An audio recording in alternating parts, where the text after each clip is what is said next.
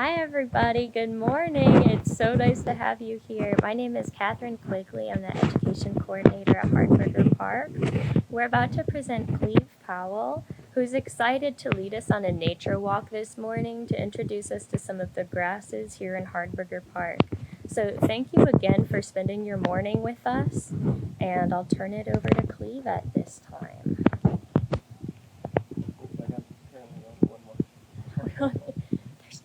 Oh, oh, cool. So, just to kind of, this is a pretty hefty book. It's the guide, though, to Texas grasses. And so this is kind of what I learned off of. There's a few changes, of course. This was printed a while ago. So, depending on which species it is, it might have changed names. But this is a pretty handy book, and it has pretty much every grass in Texas in it. You scroll through it. It's got the key for the genera up front. So this is a very in-depth guide to grasses. But, grasses are a really wide-ranging and diverse family. They can have, really giant plants, like giant bamboo, which can get, 100 meters tall, all the way down to little annual grasses that are just a few centimeters. So, what makes a grass? It is generally an herbaceous plant, and in this area, they're all herbaceous. Bamboo can be kind of woody, semi-woody. But they have alternate leaves, so when they come up the stem, there'll be one on one side, a little space, and one on the other side. And let me grab you, can I take grasses? Oh, yeah. Yeah.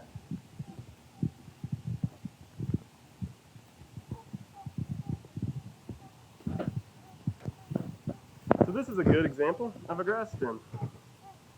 Grass stems have nodes, which are these little swollen joints here. This is where the plant's growth comes from. So the meristematic tissue that produces leaves comes from these little joints. Here's the stem, and you can see they occur at regular intervals, one for each leaf. The leaves have a portion of the leaf that clasps the stem. This particular one has an open sheath.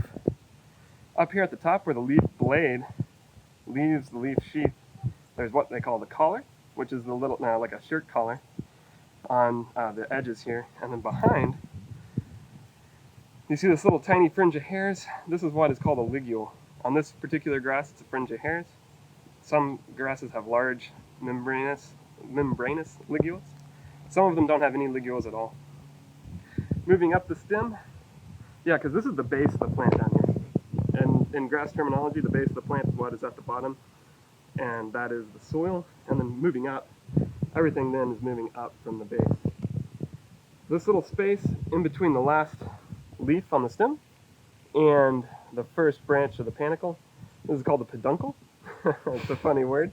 But on some plants this can be hairy, and that can sometimes be a characteristic of ID. And then we've got the flowering part of the plant, the inflorescence. On this grass it's a panicle, which branches again, and then on the branches, that's where the spikelets are born. So it branches twice, and then there are little pedicels upon which the spikelets, which is the basic unit of grass inflorescence, are these little spikelets here. These ones you can see are paired. There's one that's attached directly to the pedicel, and then there's one, a tiny one, on the back, which is then attached off of that. This particular plant is Johnson grass. It happens to have a lot of very large ID characteristics, so it's great to start with, but it is a non-native grass. Often ID'd by the white midvein here, the panicle type inflorescence, with these rather large paired spikelets on the inflorescence, which is a panicle. We'll toss that aside. And I wanted to show you an up-close kind of schematic or diagram of a general plant spikelet. So the grass, here's a little pedicel. This is what attaches the spikelet, which is this whole thing, to the inflorescence, whether it be a panicle or just like a branch or whatever. And the first two bracts, which are the two little modified leaves that encapsulate the spikelet, the lower one, or the first one as you come up the pedicel, is called the glume. That's the first or lower glume. The second bract is the second or upper glume, and these two leaves or bracts kind of cup the spikelet. And moving up the spikelet, you've got florets, and each floret has a lemma and a palea. And inside the lemma and the palea, that's where the flower actually is. Because grasses are a flowering plant, just like your daisies or anything like that. But their flowers are just really small, and they lack the modified petals that, you know, pretty, quote-unquote, pretty flowers do. But, you know, grass flowers can be pretty pretty as well. The lemma, which is important because it is the kind of the main characteristic of ID if you want to get down to very specific and something you can hang your hat on as an early grass IDer. It is the lemma that defines the genus, and then the lemma, which people generally look at to tell species apart within the genus. It's relatively consistent across a genus, and then but each species will have its own specific adaptations. That's how they tell them apart. You can see these are each a floret, and florets can be reduced. This one is an empty floret. It's got a lemma and a palea, but no flower. So sometimes flowers can have the ovaries and the stamens. Sometimes it just has stamens. Sometimes it just has ovaries. But over time, grasses have evolved away, you know, from having all these florets. So some grasses are very specialized. You know, they might have many fertile florets, or they might just have one. So for example, a grass that lots of people are familiar with is switchgrass. It has only one fertile floret and one reduced floret, which has no flower. And so when you look at it, it looks basically like it has a little seed. But that little seed is actually a series of bracts with the seed inside. But, you know, over time things change. Some plants might lose this first bloom, and then you have a very interesting looking spikelet. But once you start to know what you're looking at, then you can start counting the bracts and figuring out what exactly the plant is that you have. So let's get started. If you have any questions for Cleve, go ahead and write them in the comments section as we go along, and Cleve will be available to answer most or hopefully any questions that you offer. Grab my little phone. So the first grass we're going to look at, past Johnson grass, is this rather tall grass, and you've probably seen it all around town. Yeah, it's a very common Texas landscaping grass. You can see it's got the Panicle type inflorescence. The leaves are almost all basal, so it means that they all come from the ground. And then the stems themselves, you know, they do have a few little leaves, but the stems are mostly just for the little panicle and inflorescence.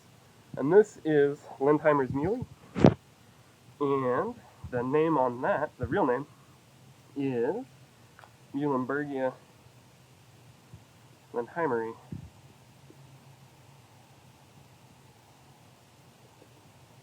So for those of you looking at home, Lindheimeri, if you want to know how to spell it, that's an H.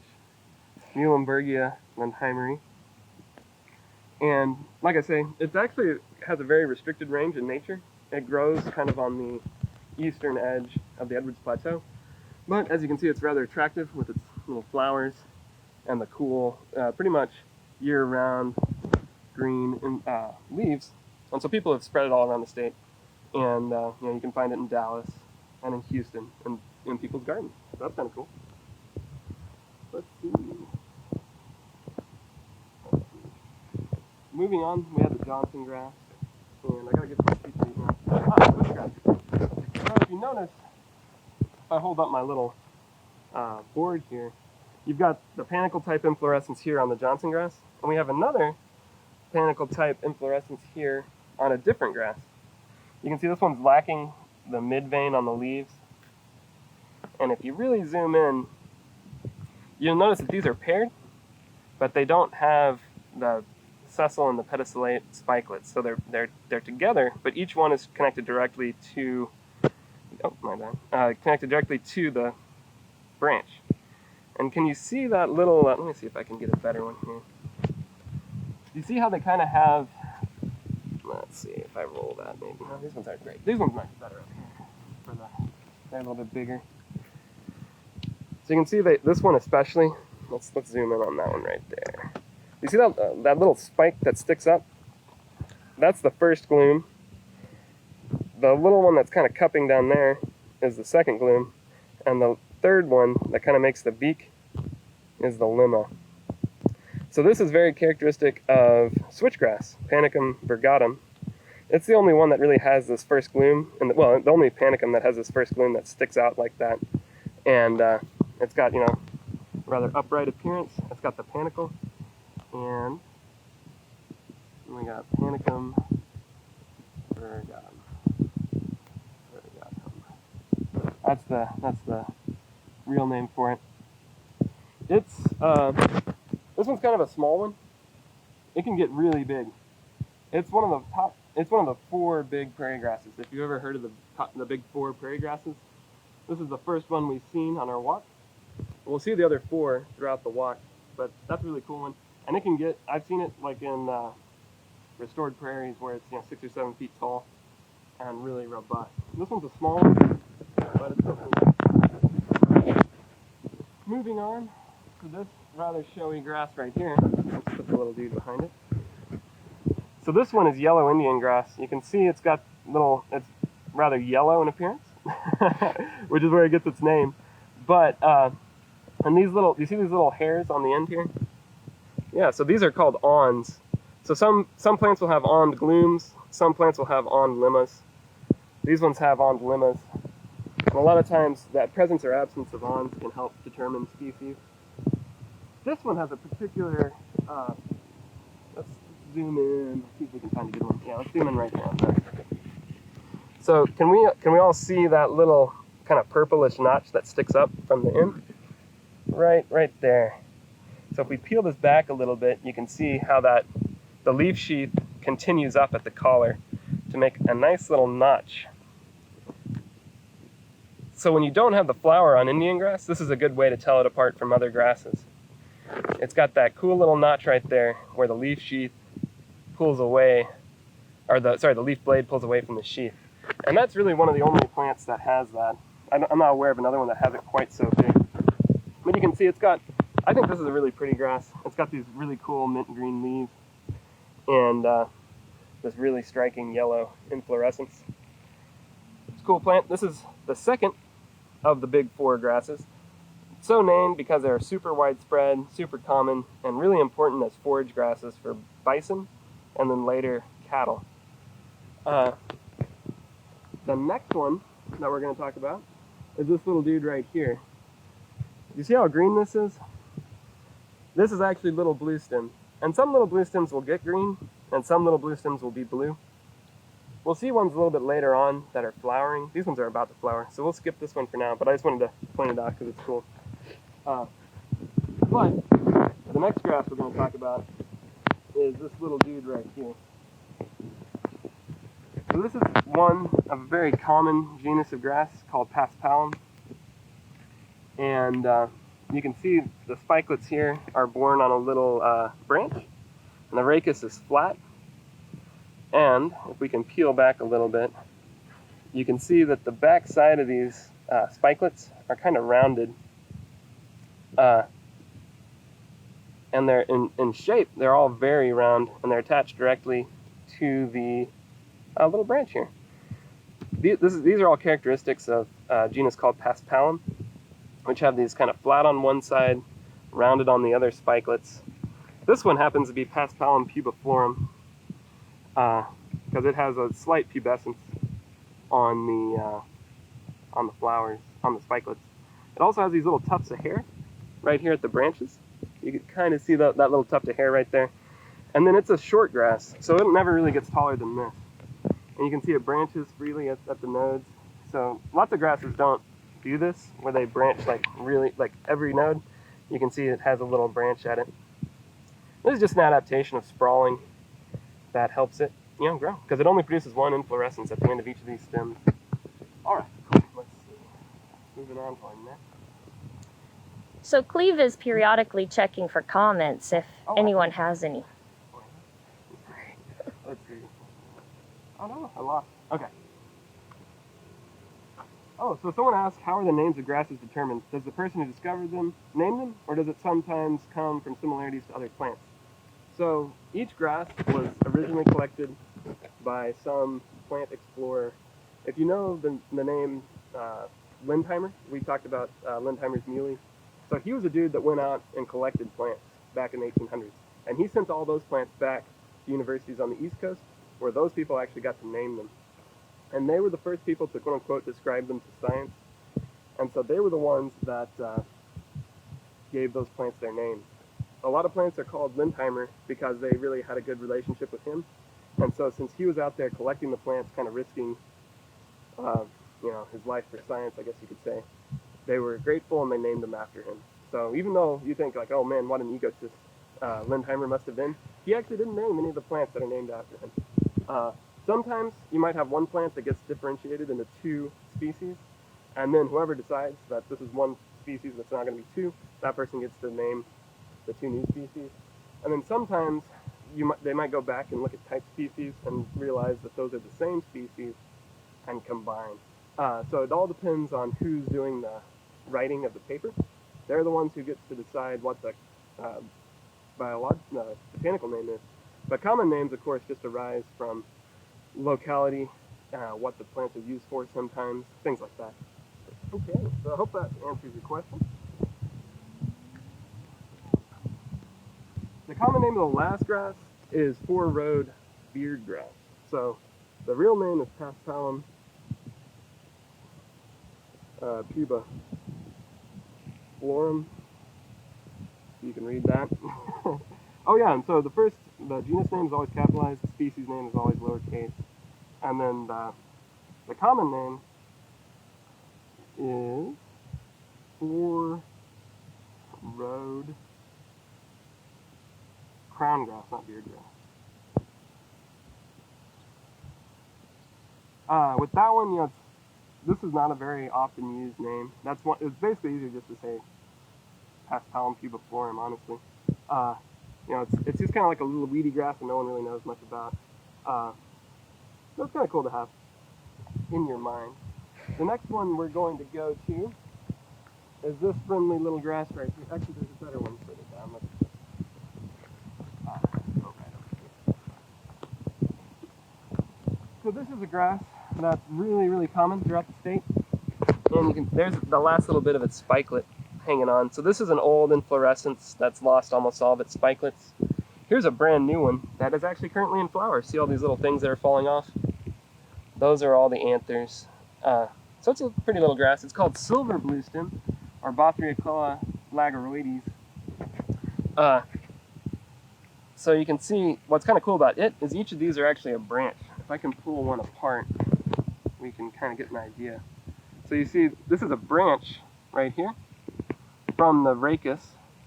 So that's a branch, and then each one of these are smaller branches off the secondary branch, and they're arranged in what are called rames.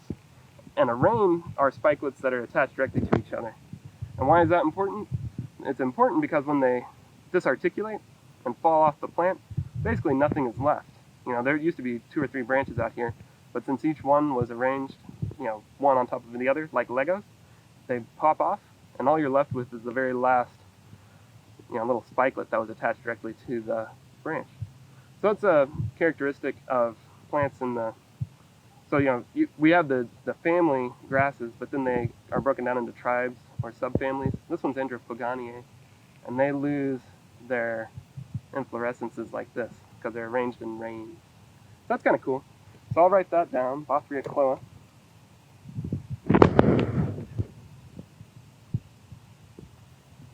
This one is called lagaroides. No, that shouldn't be a capital L. So it's Bothriacoa lagaroides. All right. Moving on. Oh, and it's called silver bluestem because of the silvery inflorescences.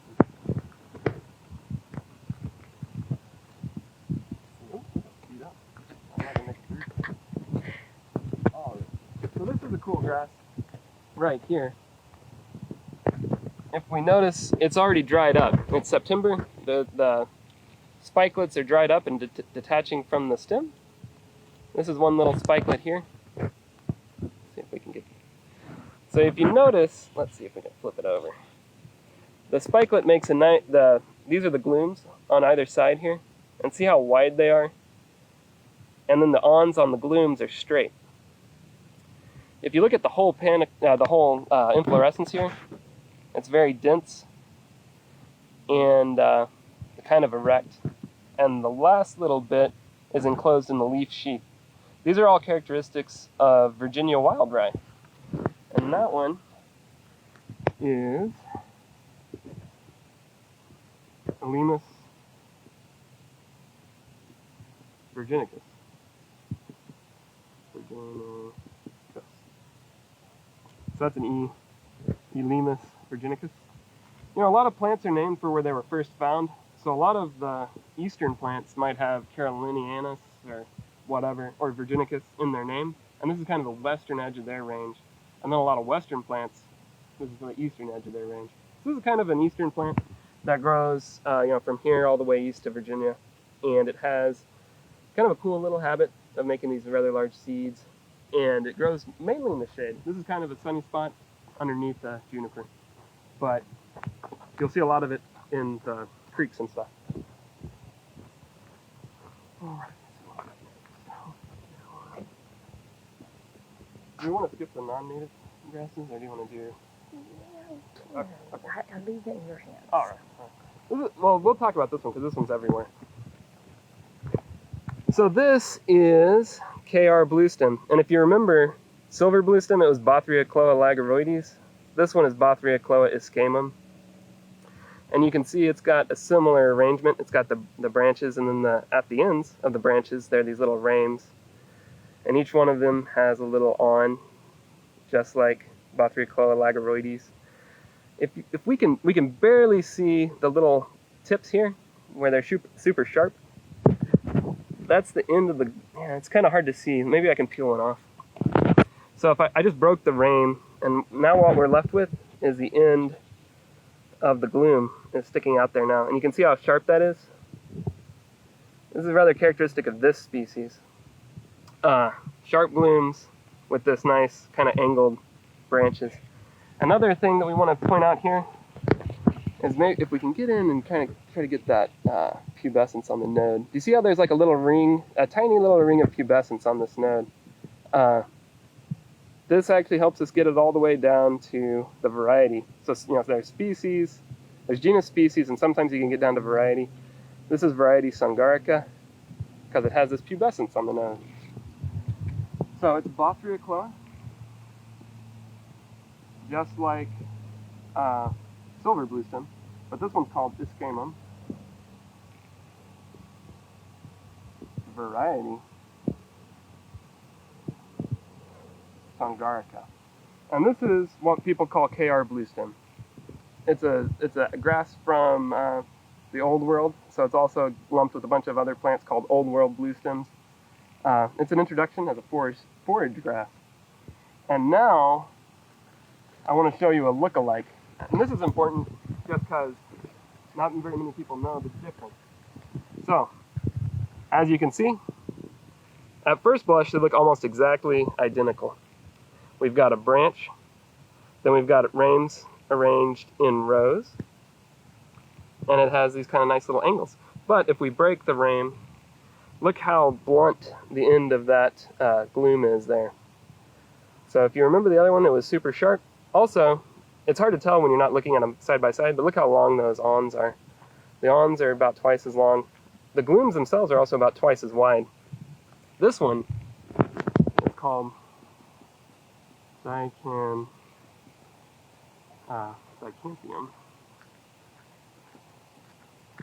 Annulatum. That's supposed to be an A. So Dicantium annulatum. And this one's called Clayberg Bluestem. And a lot of people know that KR has hairy nodes, but take a look at this node. Remember the tiny little hair ring that we saw on the KR Bluestem? This one's got a mondo hairs. So a lot of times people think, they've heard that KR Bluestem has hairy nodes, and they see that, looks very similar, and it has those hairy nodes, and they think that's KR, but that's actually Clayberg. So, kind of cool little differentiation. It's actually a whole different genus because of the different lemmas on there, and of course the blooms are about twice as wide, so the whole thing looks a lot beefier. we'll skip that. All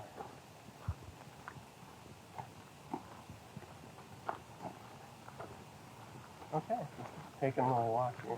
I'll check for questions.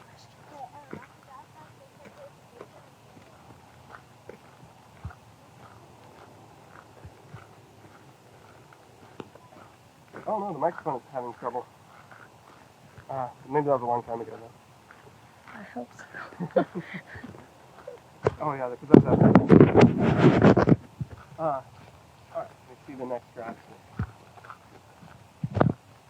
So if you remember back to when we were talking about Virginia wild rye, this one is a similar grass species in the same genus. But if you notice, let me detach a spikelet here. Flip it over. So do you remember those spikelets before? How much wider they were? These glooms on these spikelets are very narrow. And these ones aren't really recurving, but generally these awns on the gloom kind of curve back towards the stem. There's a couple that are doing it a little bit better. These ones may not have matured fully. But this is called Canada wild rye, Elimus Canadiensis. I'll write that down. So you can see this is our second grass in the genus Elimus. And this one is, the species name is Canadiensis. So Canadiensis. And it's got, these are the real thing is you want to look at the glooms, but when you're just looking at it from the field, it's got a nice arching inflorescence, whereas Virginicus tends to stand out more straight. But of course that can be deceiving because sometimes these can be straight and sometimes Virginicus can be curved. So the best thing to do is always go down to the glooms on the Elimus.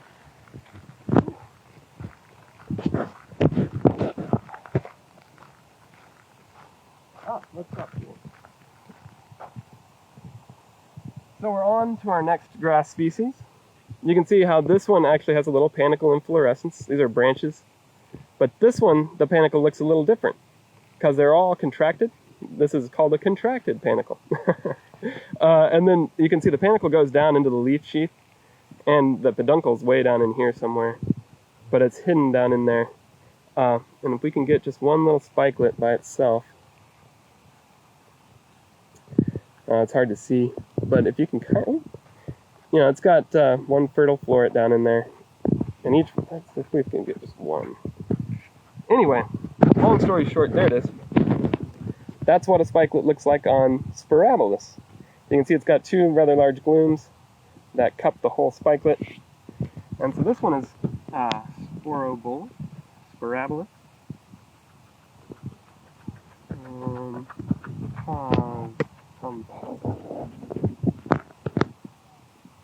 Spirabolus compositus, or tall drop seed. And it's kind of a cool grass, just because it's not one of the big four, but it's everywhere in Texas, and kind of cool. I like it. Let's see, we had another one coming. Oh, right here. So, this is a cool little grass called Texas cup grass. You can see it's got short little branches that are all contracted. So it looks kind of like a spike, but it's actually a panicle. On this one, this is an interesting grass because there are no lower glooms. The lower glooms have fused with the rachis of these little branches to form what they call a cup. They look very little like a cup, but that's somehow how it got its common name, Texas cup grass. But there's a single spikelet there at the end. You can kind of see the little pedestal there in front of my fingernail, and then that little doodad at the bottom, at the base of the spikelet, that's the cup, which is the fused gloom. This one is called Texas cupgrass, or Nereocloa sericea. So that's this bad boy. This one has good seeds for little birds. So little birds that like to eat seeds, granivorous birds, come down here and they'll eat these little spikelets and apparently they're pretty nutritious. The people from Junction sell the seeds, and they sell the live roots, and they tout them as like painted bunting food. So there's one around here that I was looking for. It's really small. We may have. Oh no, here it is. All right. So that last one was Texas cup grass. This is another grass with Texas in its common name, and in its botanical name. This is Texas fluff grass. You can see it's got little spikelets on a panicle, and they have fertile florets, many fertile florets, so they kind of look like little, got little chevrons there or something. You can see it's a small grass. It's a really small grass as far as grasses go. It's got a nice drooping panicle, and this one is called Tridens, is the genus name and the common name. And then this one is called Texanus.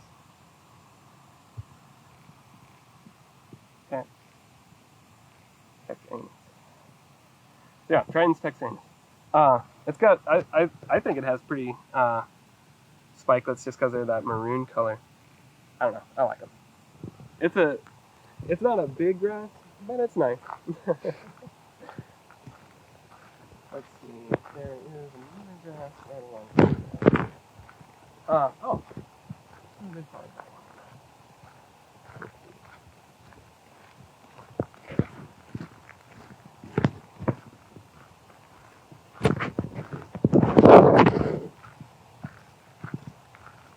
Here we go. So now we've come to the last of the big four grasses. So just to kind of review, we had switchgrass. Yeah, this is actually a really good example of switchgrass. Look at those spikelets.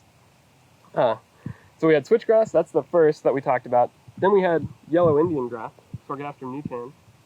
Then we had little bluestem, which is Schizochyrium scoparium. We still haven't found a good one of those blooming yet.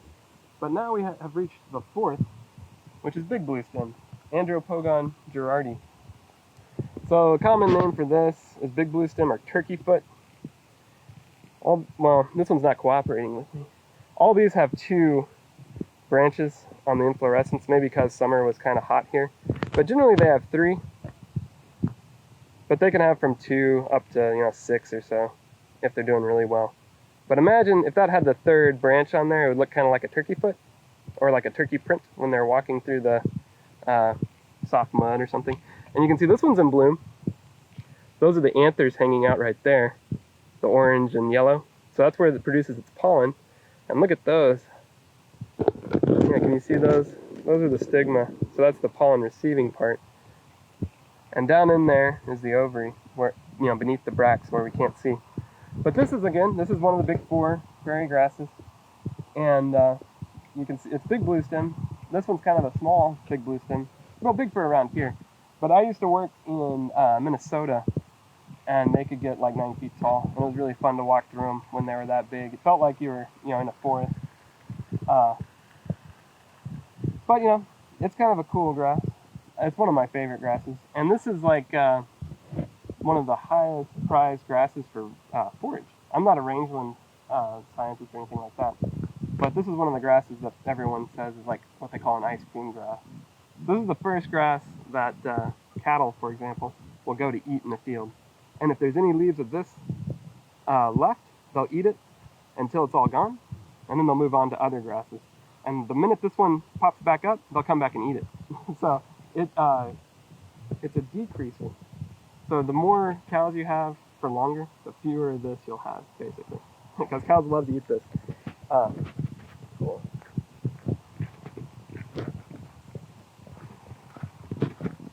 Alright. Looking for more grass. Oh, I didn't write that one down.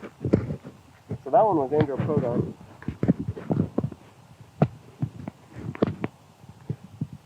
And then the species name is Girardi.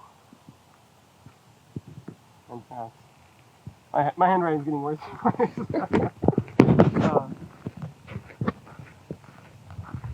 Let's see if we have questions before we make the turn into the home stretch. Alright, moving on. Coming back around.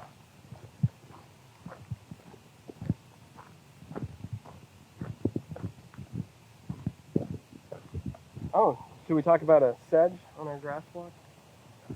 Alright, yeah, we can talk about a sedge. So sedges are similar to grasses. They're in the same order, Koalis. But if you notice, their leaves, they're not alternate. They come out in these little whorls from the bottom, so they're not in the same family. This is a cool season sedge called Cedar Sedge. And it doesn't, so that means it doesn't have any flowers right now. But it's probably one of the most common wild sedges in this part of Texas. Cool little guy. If you see it underneath cedar trees, it's probably this. But yeah, there we go, little sedge. And then here we have another panicum. So we had Panicum virgatum, which is switchgrass. And you can see this is a smaller panicum called Panicum Colorado, or Klein grass. The spikelets are much smaller, and they're lacking that fancy gloom that sticks up. The glooms here kind of clasp, so it makes more of a oval shaped spikelet. And then this one's got a rather cool leaf issue that it has. So if you look at the leaf margins on the leaf sheath, can we see those tiny, you can at least see the little pimples here. So this is called the papillose based hair. And those, you can see those little hairs, and at the base of each one, even when the hairs are gone, they have these little white pimples on the margins. So this is a Panicum species that has papillose based hairs on the margins of its leaves. And so this one is Panicum Coloratum, or Klein grass is the common name for this one. It's an introduced forage species.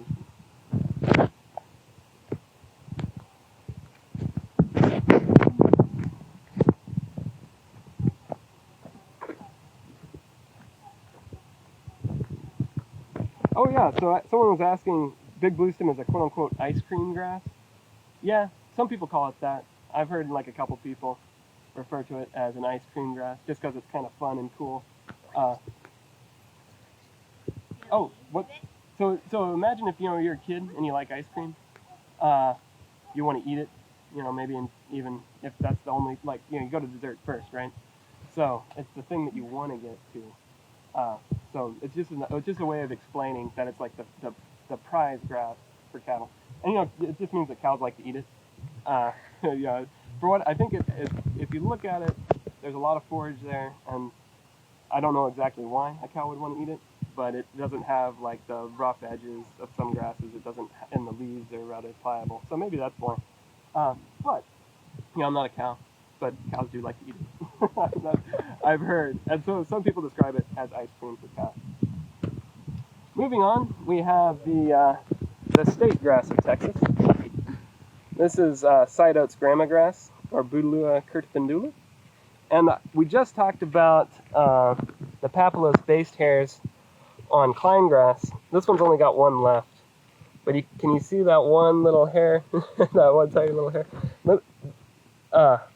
This one also has papillose based hairs. And here is one that might have a little bit better. You can see those hairs right there towards the leaf sheath. And then moving up the stem, there's one right here. Can you see? Yeah, there's one right there. So those two both have the interesting adaptations of having hairs along the leaf margin. This one, you can see the spikelets are arranged along the central rachis, and then they have these little branches here. And this one's kind of unique in that the branches are what disarticulate. So when these are ripe, the whole branch will fall off, and you're left with all the spikelets, attached there to the branch. And as they mature, they tend to line up on one side of the central rachis here.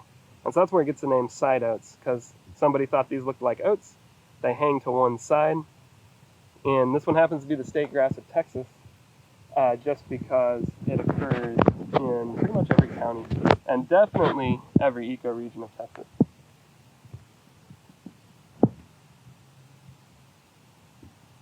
That's supposed to be an E. So Bouteloua curtifindula. It's fun to say too. So, side oats grama. Moving on, we've got green sprangletop, which is Leptoklodubia. This one is one of the rather more common Leptokloa in our area, but its species name dubia means doubtful, because it doesn't look anything like the other grasses in its genus. The other Leptoklodubia have giant panicles that are like maybe 2/3 of the plant and much smaller spikelets. But you can see this one has, there's the spikelets. Each one has multiple fertile florets. And it gets its name, green sprangletop. Oh no, I broke it. I had a professor tell me one time it has a sprangled appearance. And I didn't think it was a word, but I looked it up, and sprangled does mean looking like this, kind of all out of joint. But yeah, so the species name there, let's see, the genus is Leptoklodubia. That needs to be capitalized. Leptoklodubia. So Leptoklodubia, so pretty widespread genus. Dubia is the one that occurs around here most of all. Green sprangletop.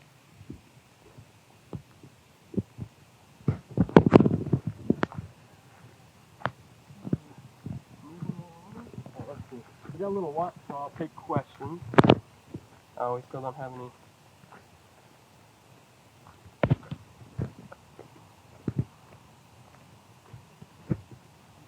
Oh, here's a cool grass.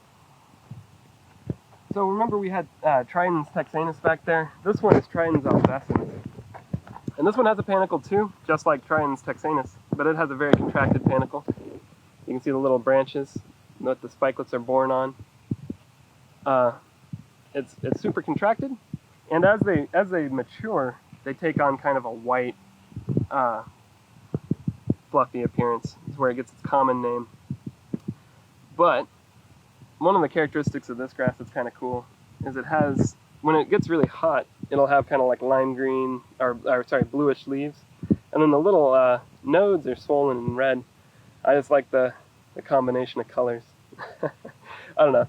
It's a grass that's not very common, but it grows in kind of wetter areas where there's heavy clay in nature. So again, it's a second Tridens, and then this one is Albeston. Albeston? It's a cool little grass. I like it. Not very common. You'll see it along the roads a lot.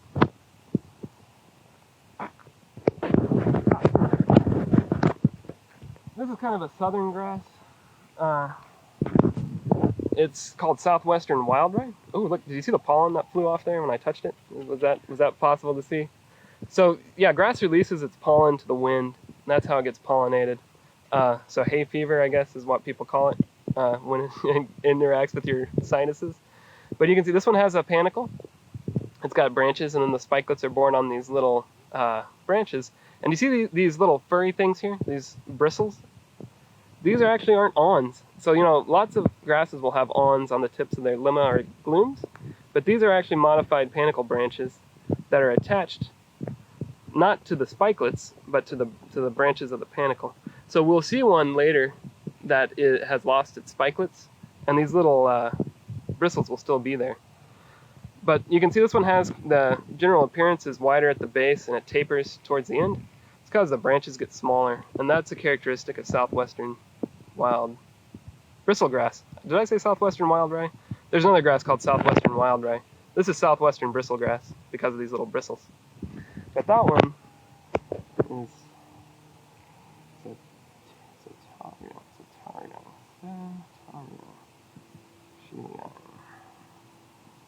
so it's named after a guy named Scheele, Ceteria Scheelei. That's an I. But this is a cool grass, and it occurs about up to Austin, and then over into the Edwards Plateau, but then south from there. So it's all over San Antonio. You probably have it in your backyard.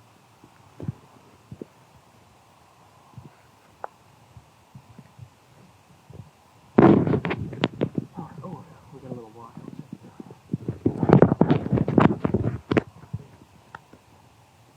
Oh, here we go.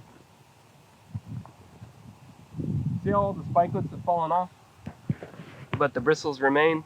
That's proof that those aren't awns. If you didn't believe me before.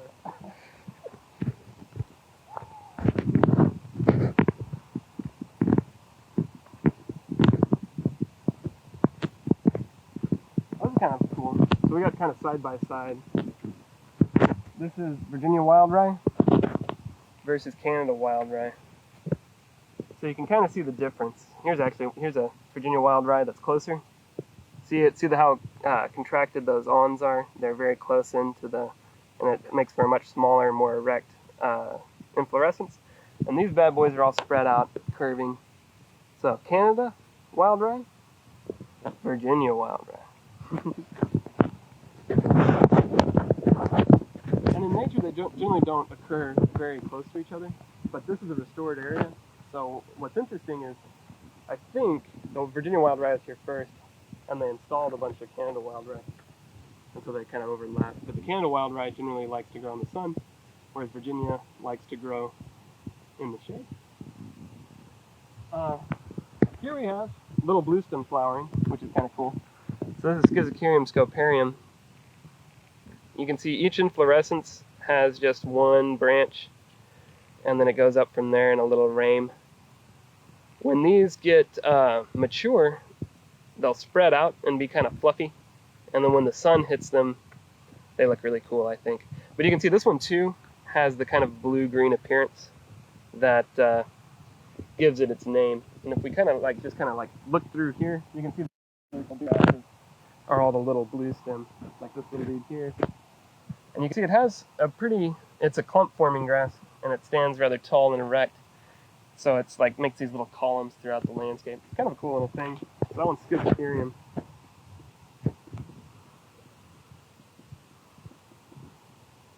Scoparium. Schizocarium. Scoparium. There you go. Little Bluestem. And then we have one more Tridens. This is kind of a cool Tridens called Tridens Flavous. This one's mostly gone. All that's left are the glooms from the spikelets. But most of the spikelets have fallen off, disarticulated, as they call it. But if we kind of zoom out and look at just the general appearance, it's got these kind of arching branches. And if you feel it, for those at home, you can't really feel it. It's kind of got an oily appearance, or oily feel. And so some people call it purple top, or grease grass is another common name for it.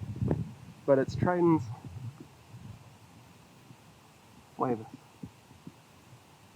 So that's a FL, and that's a V. Tridens Flavous. So if we think back, we had Tridens texanus, which is that tiny one that had an open panicle like this. We had Tridens albescens, which had the very contracted panicle and was also short. And then we have this giant Tridens Flavous, which is almost 3 feet tall here, has a very open panicle. So you can see the kind of cool. I got distracted by a hawk. Sorry, people. So you can see the wide variety of even just one genus of grasses. They all look very different, just if you look at them. But they're all. If you look at the spikelets are what kind of groups them all together. Okay. See what we got. What we got? 10 more minutes. Okay, cool. Making the final turn. Let's see, is there more questions?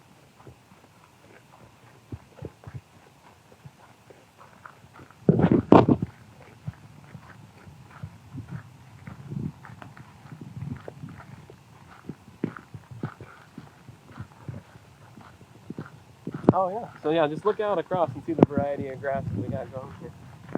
Pretty cool place. And they're all right here in the middle of San Antonio, which is awesome.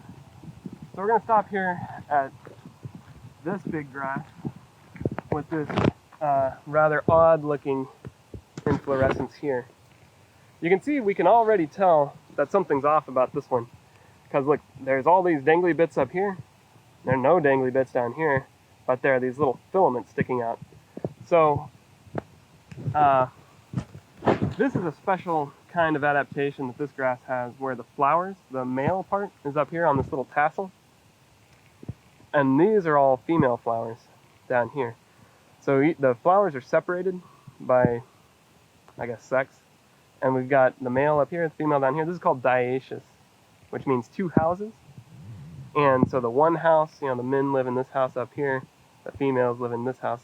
So what happens is when this is done flowering, it'll break off, and then you'll be left with just the female flowers, which will slowly develop, and as they develop, they break off too. And so what you're left with is generally just like one or two little spikelets that are still there, or they might break off all the way, and then you're just left with the peduncle. This is eastern gamma grass, Trypsicum dactyloides, and it's been kind of a hot summer, so we've only got this one. Each of the each of the inflorescences only have one little finger. But you can see this one from earlier in the year, it had 3 branches. And when they're all together, they look like little fingers. So the species name, dactyloides, is a nod to that. Trypsicum dactyloides. So dactyl, like pterodactyl, means finger, and the oides means looks like. So if you ever see a Latin name with oides in the name, it means looks like whatever came before it. So this one looks like fingers, dactyloides. Trypsicum dactyloides. It's a cool grass. The inflorescence, of course, looks way different than Johnson grass. But check these leaves. Remember how Johnson grass had that bold white midvein? So too does eastern gamma grass. But when they're just in the leaf stage, so when they're flowering, clearly they don't look anything like each other. But notice how all the leaves come from the base of eastern gamma grass. There's a few up here on the stem, and they're rather short and broad. And they still have that white midvein, but it's not really, you know, like Johnson grass. Because let's go look at Johnson grass. Almost no basal leaves. All the leaves come up off of the stems further up the plant, and those leaves are rather long and narrow. So that's how you would tell them apart if they weren't flowering. You know, and this is one that lots of people don't like. Eastern gamma grass is another one of those quote-unquote ice cream grasses, which it's highly prized for the amount of forage that it creates, and then cows like to eat it. So I mean, if you look at that one grass right there, it's like, you know, 6 feet across, and just like tons and tons of leaves. So there's a lot of food there for a cow to eat. So this is one that's highly prized in rangeland science too.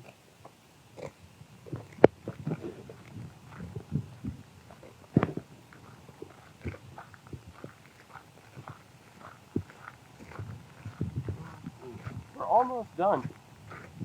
And you can see here where the Indian, look at that yellow Indian grass really showing off for us. Very dense inflorescences here. Very cool. One of the big 4 prairie grasses.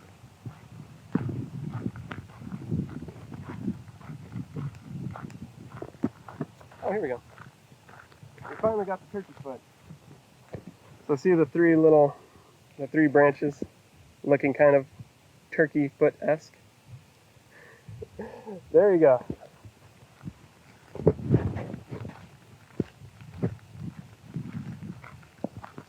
All right, cool. Let's see. So we talked about, let's talk about this one real quick. So this is where grasses get very, very messy. Look at this, silvery inflorescence. It's got the little branches with spikelets arranged in rames. But take a look down here. Let's get a close up on that node. If I can get rid of that one. You see that crown of hairs on the node here? Yeah. So this is a different grass than Bothriacloa lagaroides, the silver bluestem. For all intents and purposes, it almost looks exactly the same. If we were to get a loop and check out the spikelets, they'd look a little different side by side. But in the field, this is probably the easiest way to tell them apart. Is cane bluestem, or Bothriacloa barbanotus, has this bearded node, whereas silver bluestem has a hairless node. So this one is cane bluestem, or Bothriacloa barbanotus.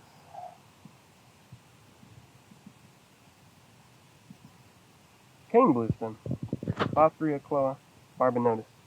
And what's cool is that, again, since this is kind of a place where lots of people come generally they'd be kind of separated by the ecosystem that they live in, but they grow both here because of this kind of a disturbed area where people have had impacts for a long time. And so we've got two different grasses that generally in nature would be separated into their different niches, growing right here together. It's kind of fun. I don't know. It's a cool way to see it. You don't have to drive across the state to see cane or silver bluestem. And then there's one more grass if we come up here a little ways, and it's another look-alike to silver bluestem. So there's three that essentially look almost exactly the same, but slight differences give them away. So here we have, see how long this panicle is? It's coming up on maybe like 5.5 inches from the start, from where it branches out. And you can see it looks just like silver bluestem when it gets mature. But if we look at one of the spent rachises, I guess that's how you say that. See how long that rachis is? It's basically longer than the silver bluestem inflorescence entirely. And so then it would be about that much longer with the rames on it. And this is about to recall Wongi Funiculata. So, or long spike bluegrass.